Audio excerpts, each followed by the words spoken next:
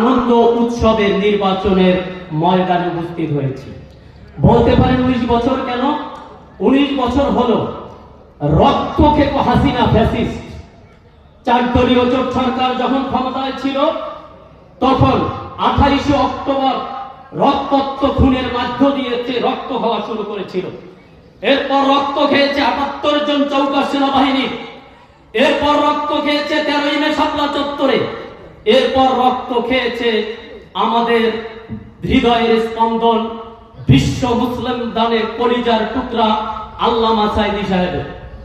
সেই 13ই আগস্টের দুপুর বেলায় আমরা শুনতে পাই যে আমাদের হৃদয়ের স্পন্দন আল্লামা সাঈদী সাহেবকে গাজীপুর জেলখানা থেকে অসুস্থ নেওয়া শুরু করেছে। আমরা ছোটাছুটি শুরু করলাম ঢাকায়, কোন হসপিটালে নিয়ে যায়, কোথায় নিয়ে যায়। সন্ধ্যা 6টার পরে আমরা শুনতে পাই পিজি হসপিটালে নিয়ে এসেছে। তখন আমরা সাংগঠনিক পর্যায়ে বিভিন্ন লোকজন তার সাথে দেখা করার চেষ্টা করি। আমাদের সাথে তখন মাসুদ ভাই উপস্থিত ছিল।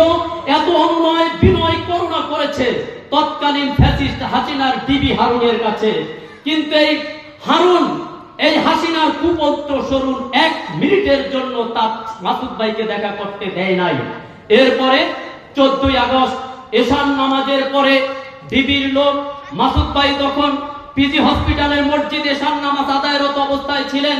সালাম ফিরানের পরে এসে একটা নাটক করলো, আপনার আব্বা ইন্তেকাল করেছেন। আমরা ছুটাছুটি করা শুরু করলাম। সারা রাত সেখানে তারা নাটক তৈরি করলো, এমন একটা নাটক তৈরি করলো, সেই নাটক যদি আপনারা শুনতে পান আশ্চর্য হতে পারবেন মানুষও কি এমন হতে পারে।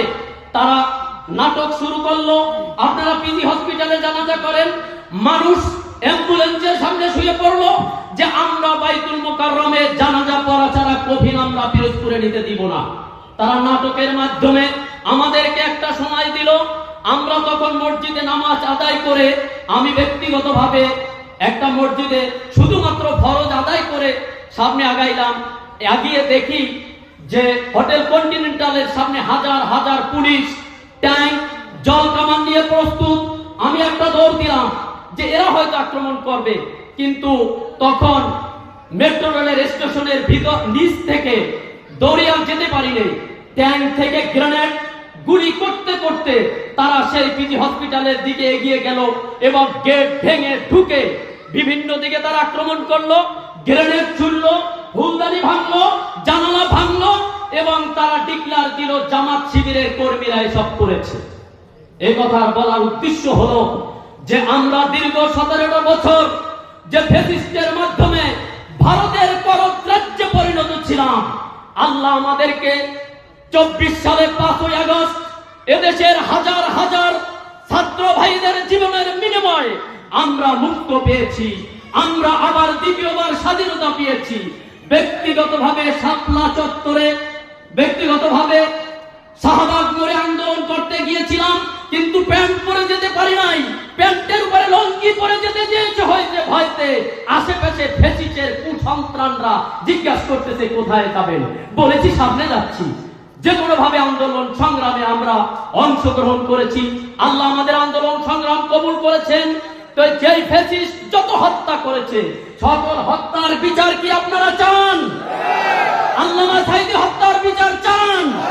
যদি বিচার চান 12ই ফেব্রুয়ারি ব্যালটের মাধ্যমে দাঁড়িপাল্লায় ভোট এবং হ্যাঁ ভোটের মাধ্যমে ভোট দিয়ে প্রমাণিত করবেন আমরা সকল হত্যার বিচার চাই।